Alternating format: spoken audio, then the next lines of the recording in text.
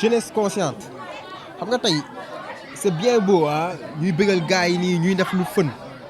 wala tout le temps ñu nekk ci TikTok yi di fecc ak yooyu noonu yëpp mais il faut tamit des fois gars yi ñu xam ne ku ci nekk tey am nga benn responsabilité bu nga am boo xamante ne ci wàllu social la parce que dañu war a partager lépp et je pense que tey jii nii ñun Sénégal loolu la ñu xamee quoi pays de la teranga donc lii nii teranga la Sénégal ngay gis dëkk boo xamante ne weeru koor foo dem da ngay ndogu foo dem da ngay ndogu quoi donc je pense que lii nii moom exemple la pour ñeneen artistes yëpp quoi. Sénégal dëkku teranga la Sénégal dëkku def lu baax la dëkku wax lu baax la mais jamono ji ñu gis ne ces temps yi sénégalais yi kenn ku nekk day attaqué nit te du ko xamal dara c'est le cas de notre sœur Fatel Sow yow xam nga ko bu baax ndax sa produit la ñenn ñi def ay acharnement ci kawam di ko wax loo xam ne naka su dul noonu la te doom yàlla rek ko yor. Oui, moi je pense que bon déjà elle a laissé un message très fort ça c'est important lu mu wax je pense que à travers benn spot laa koy waxee wala benn teaser je pense que affaire boobu noonu nit ñi am na lu ñu si percevoir quoi après maintenant Sénégal nag moom dafa nekk dëkk boo xamante ni nit ñi dañu bëgg ay cas donc peut-être c'est pas méchant mais des fois sénégalais yi ñoo bëgg des fois di dugg loo xamante ne seen yoon nekk si mais tey nit ki amul fenn fu ñu wax ne que ay sëy dafa war a am contrat doom ba nga xamante ne dañ leen kii nii la moo tax mu war a am doom et puis man c'est à travers les gens laay dégg na sax attends kii amagul doom mais kan moo leen ne ça c'est pas son choix yow nit ki mën na maree mu ne non man su ma neexee damay xaar 5 ans soog am doom ku ci nekk ci libre mais fii Sénégal nit ñi ñoo leen teg pression ba nga xamante ne dañ leen dugal si loo xamante ne yow bëggoo ko woon def Sénégal mel noonu quoi mais je pense que tey jii nii à travers ce qu'elle a envoyé ak tamit ce qu'elle a fait je pense que lancé na benn message bu important et nit ñi jàng nañ si quoi. Ouais, non, je me suis dit qu'elle a souffert quoi un peu peut-être qu'elle était victime et s'est sentie victime et que là mu jàpp ne am na benn cause bu noble bu mu war a défendre et elle l'a fait j'espère juste que lu mu def noonu dina am ay retombées positives quoi parce que tey jii nii am nga leen lu ngay lancer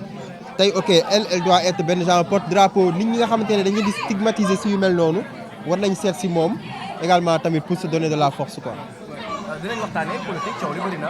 kaaw Azoura Fall ak Abdou Nguer kii wax fële Azoura dem porté plainte ki nga xam ne mooy Abdou Nguer dem wuy di kër bu ndax bu ñëpp la fi nekkal ginnaaw bi mu demee ñu auditionné ko ba pare mu dellu këram gis nañ Azoura génnaat ne yoon amul ci réew mi. waaw xam nga tey man dama mës a gëm et ça c'est ce que j'ai toujours dit yoon am na si dëkk bi parce que ni nga koy xamee sax soo bés boo demee am affaire ak waa police yow tu te rends compte que des fois am na policiers yoo xam te ne yëguñu sax lu xew ci dëkk bi. donc de ce fait yow tu te rends compte que am na si ñenn ñoo xamante ne wala même ba si tribunal wala ay juge tu vas te rendre compte que am na ñenn ñoo xamante ne xam nañ lan mooy yoon moo tax man quand on me dit que yoon amul si dëkk bi moom man loolu daf may jaaxal yoon am na si dëkk bi l'essentiel rek li ñuy def mooy bon du ma am benn leçon bu may joxe sax mais nit ñi dañ bàyyi pression bi ñuy teg parce que xam nga tey ay juge ak yooyu noonu kenn waru leen teg pression ñu bàyyi leen ñoom ñuy juger te luñ ñu wax wala luñ la def loo nga dem def ko suñu la woowee nga dem wuy ji soo demee pare nga respecté décision de justice man loolu laa gëm coolu jaru muy bari gis nga yoon ku mu ne yow yaa am yoon yow yaa am dëgg xam na ne yow yaa am dëgg jar après contesté fii nii ay wax yooyu yow amul benn solo quoi ñu noonu.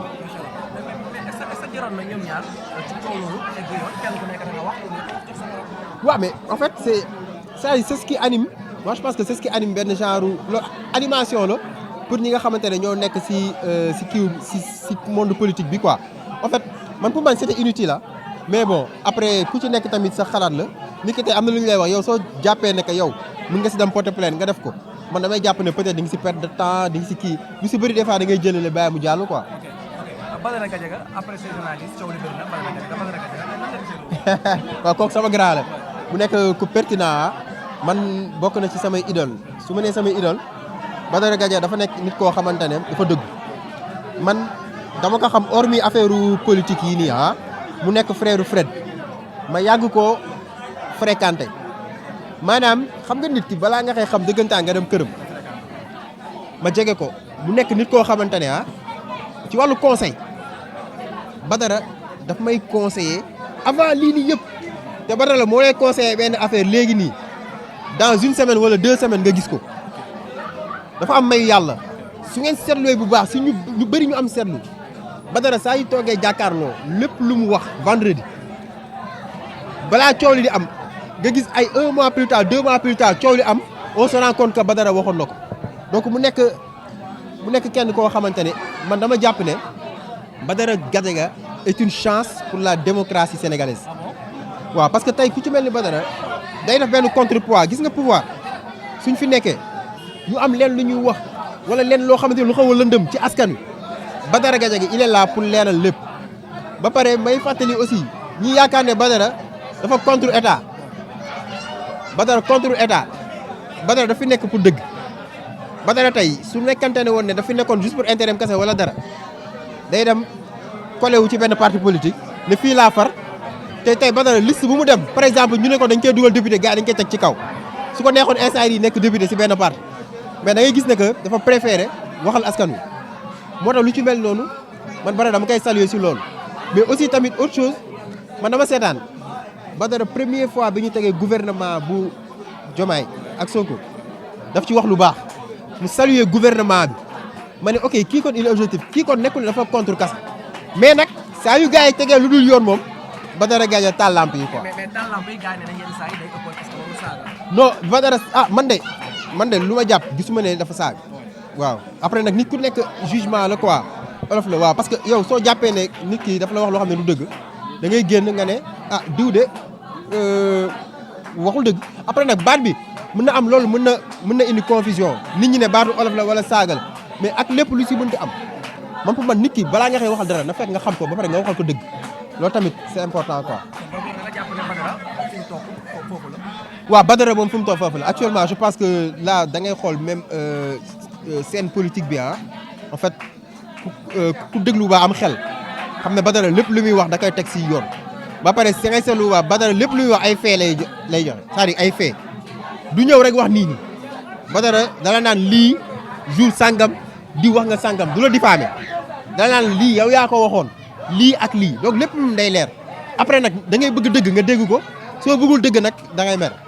waaye macha allah mais dafa am suñu benn sœur Soxo Bébé tout récemment mu defoon sorti wax ne ku bëgg a def soxla ma ñëwal xayma lii ma defal la ko sëriñ téléphone am na ci droit def ko mais ñenn ñi génn attaqué ko ba mu ne bàyyi la mooy supprimer ci vidéo ci collectivité. waaw en fait loolu nit ki mooy pression yi ñu lay teg ba nga dem ba à un moment donné nga toll fenn foo xamante ne en fait du yoon c'est dommage ci dëkk bu mel ni Sénégal nga am yenn artistes yu mel ni Soxo Bébé gars yi war leen encourager nga leen di teg pression quoi moi je pense que c'est vraiment dommage Soxo Bébé nekk na fii qui chante très bien mais ce qui est important mooy lan nit ñi lu ñu ko critiquer doo mës a dégg ñu ne ko munoo way waaw doo mës a dégg nit ne ko munoo way elle chante super bien après nag nit ku ci nekk am nga droit far fu la neex te Sénégal il faut ñu accepter loolu démocratie mu lañ wax donc tey ça ne veut pas dire que yow far nga fii rek nit ñi ne dañ lay bedd après loolu lay wan ne ñun suñu maturité politique dafa des on lu bëgg nag suñu maturité politique mais ba tey des na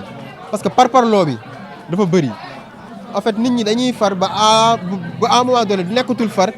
en fait dañuy fanatique alors que on doit pas être fanatique man su ma gisee nit ku fan benn politicien ba naan non ndiw def ko comme sëriñ après tu te dis kii en fait ban monde lañ nekk quoi politiciens yi duñu ay sëriñ en fait ay nit lañ dañuy juum tu vois donc tey jii nii moi je pense que nit ñi wàccee waat di fa indiwaat xel yi quoi jàppale suñu artistes yi encouragé ne xam ne leen ñëpp lépp lu ñu def pour ñun la quoi. yaa ci milieu audiovisuel nga am ci xam-xam macha allah mais yàqante bi yenn saa yi day bëri te pourtant plateforme yooyu lu amoon solo la ci. waay non mais yàqante moom moo tax ma ne la en fait c'est un peu l'esprit sénégalais des fois sax du nekk lu méchant mais des fois sénégalais mooy bëgg même pour am ay j'aime ci commentaire mun na wax benn wax bu ñaaw peut-être du doon lu mu gëm du def ko pour soxor mais sénégalais mooy bëgg des fois kaañoo mais kaañoo bu mu lay kaañoo moom day jàpp ne peut-être sax garaawul wala peut-être mu def la lu la metti wala pour tikke la xaw la yëngal tuuti pour nga tontu ko wala genre yu mel noonu mais c'est vraiment dommage nag parce que des fois nga wax benn affaire boo yoo xamoo sax porter conséquence bi alors que mën na gaañ nit ki